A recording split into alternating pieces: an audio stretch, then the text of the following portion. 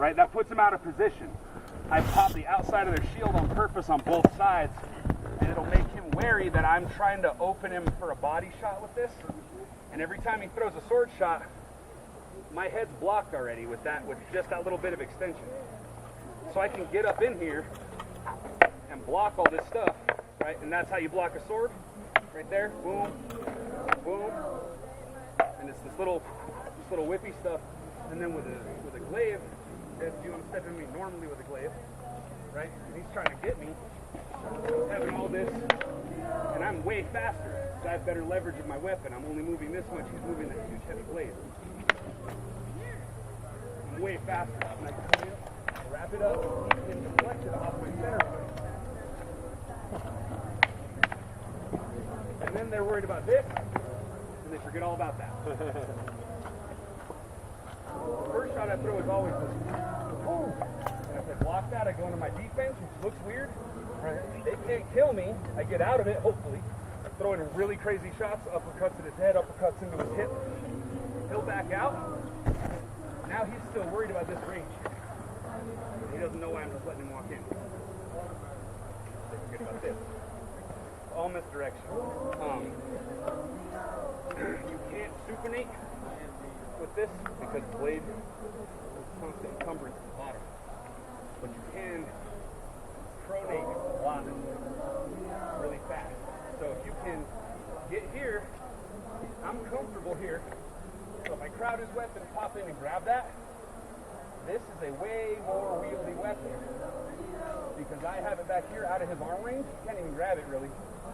And I have all kinds of shit. Woo!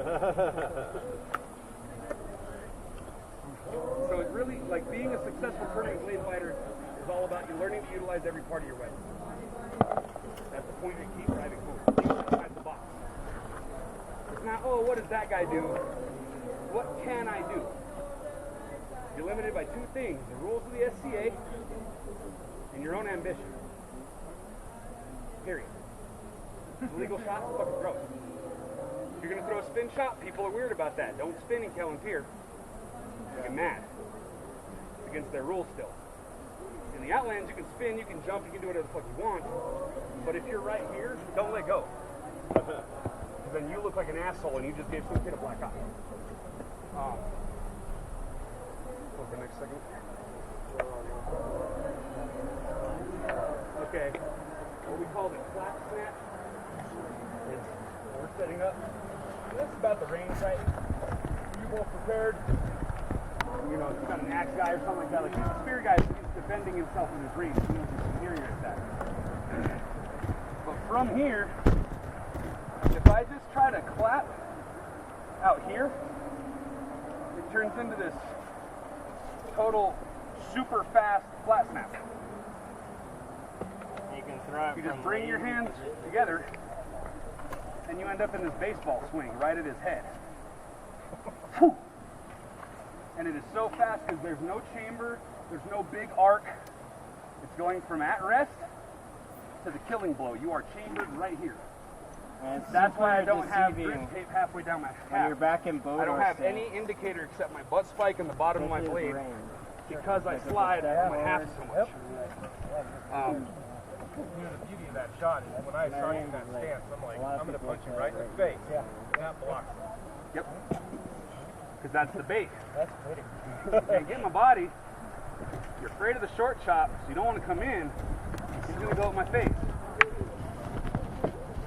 Because he is extended and the weight of his weapon is forward and I still have all this leverage, I'm able to just move it out of the way and maintain my rigidity. A lot of what the brutal parts of Glave doesn't usually come down to your physicality, it comes down to your body mechanics. A great example is, like, I don't wrestle with Gilbert and he's fucking 4'11". And I learned I cannot beat him by wrestling because he is almost as strong as me and his fucking center of fucking gravity is like here. 18 inches up. So I'm right? like, you know, trying to, and he's just pushing me up because he's incredibly strong and he still has all these options because his sword's this long. You know what I mean? And that people laugh because it looks funny, until he's fucking 10 rounds into a tournament, and you're like, damn, I got beat What did by I a miss, fucking right? by a midget, legitimately. He's fucking half my size, and he whooped my ass. And it happens regularly. So you need to learn about your body mechanics. It's not your arm length or your core mass or anything that determines that. It's like, do you know how to lever your glaive on your chest? Are you comfortable wielding your weapon one-handed while holding their weapon? Are you comfortable clambering over another glaive? Like Shane, step here. So a lot of what will happen is you'll chase your shot in, and then you're stuck at this weird X, and you're pushing, and see, he has a better center of gravity than me. He's automatically pushing me up out of my comfort zone. So a great thing to do is lock your gauntlet in above his haft, right? And now they're worried like, oh, my blade. But look at my blade, right? So that's like a boom, chase in, clamber over, and feed him the blade into his face. That was no muscle for me whatsoever, right? Because when you come into push, he's expecting this. But what he got was me folding over he's still pushing. Because like I said, he's looking for that tactile response. He wants that bang. So when I come and I just flow over him like water, there's no pushing there. But now, if Janina has me in that position, right? If you come in and push, pin it with this, put your butt spike over my blade, you now have a complete mechanical advantage over me. You are now stronger than me. So from that position, you train yourself to put your blade into my face. Right? So if we're here, wham. And the cool thing is that naturally, like when I do it to you, see how off balance you are? Yeah. As soon as that starts happening, you lean back to get your face away from all the commotion. And you're now not only pinned, you are off balance. And probably half the time when you go to feed them the blade, they fall down. It looks really cool. And they usually take the shot. But that's all mechanical advantages. Anybody can do it. Is there another advantage? You wanted to go through anything else you want to touch on? The correct thing for me to do in that situation would be feeding you my butt spike, right? Yeah, if I get in that close, try to feed me the butt spike. Don't let me crawl all over your blade. You shouldn't be in a big rush at least you shouldn't be in a huge rush to smash glaives. Because a lot of that has to do with like football stances, and some of that does get down to raw power. But they're going to be expecting that clash. So if you do what I just did, they're going to be the one wondering and adapting. And you're the one with the plan and the technique. We can just touch up on the shots here. See here,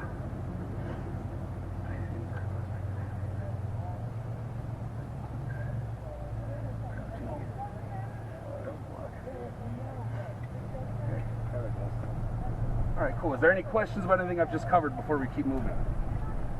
Are any of you confused by anything or want to be tuned up on any one thing in specific?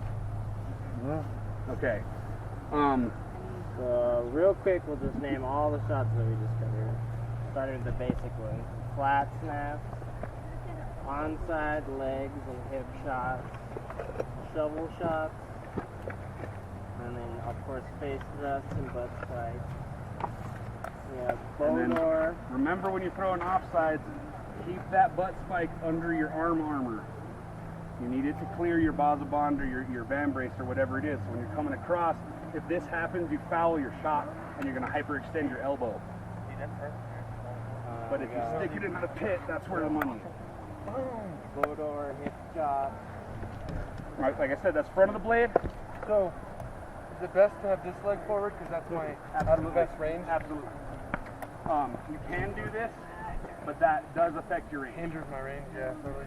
So I do it here because A, it gives me the most range for this chop, so I'm dangerous at a sooner time. I have more range, obviously, and that lets me have the position to get into this step, which changes front side leg chop into a back rack.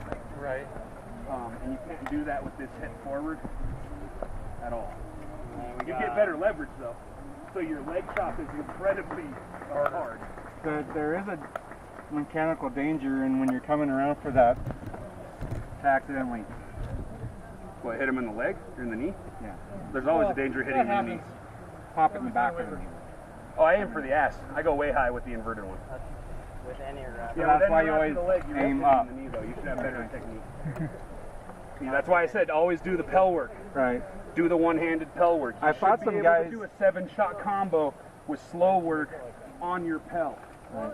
I've taught some guys though to do that whole Grecian thing down here, and so it's That's a risk they take. Hit them in the butt. From the same position, uppercuts from that same. Yeah. So like I said, if they block this and they run in, you slap the back of your hand to your forehead. And this is the comfort zone. And you move with hip movements and core twists, and you wait for that opportunity, because eventually they're going to put this part of their body out of position, and you're going to get real estate either in their armpit, on their rib, in their hip, or in their head.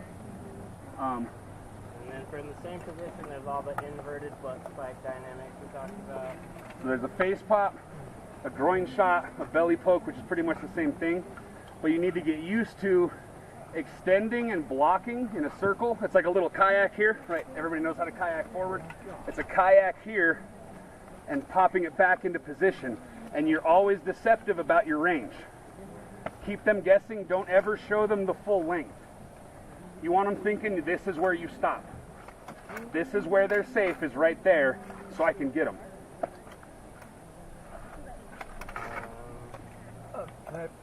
Last question. Yes, absolutely. In that toter, do you ever throw Yes, that shot? absolutely. A lot of the time, if you're standing normally with a glaive and I stab low, you'll block it down.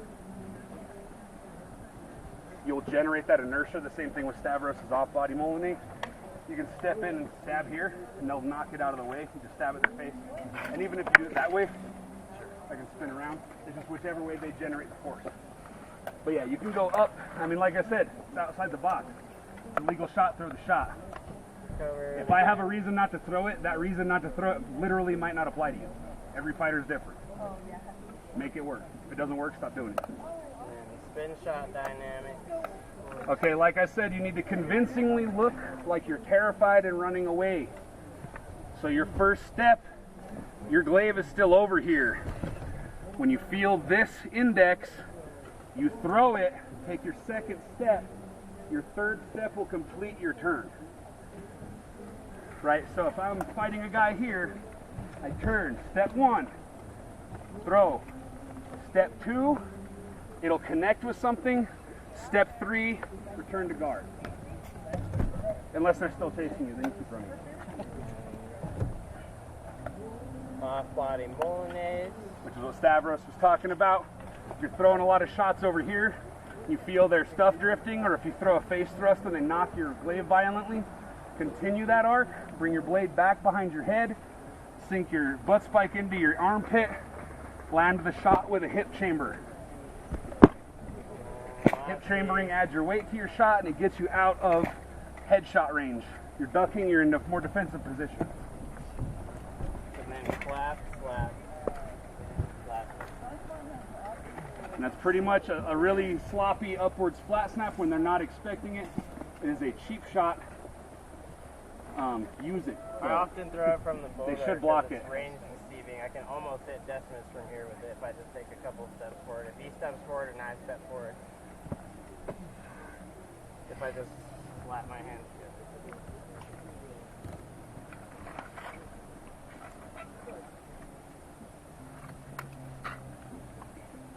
Yeah, that was... All right, so that's the recap. Any questions on that before we transition to 7.5 foot? Everybody good? All right. Big class, guys. So, you guys are all going to stick around.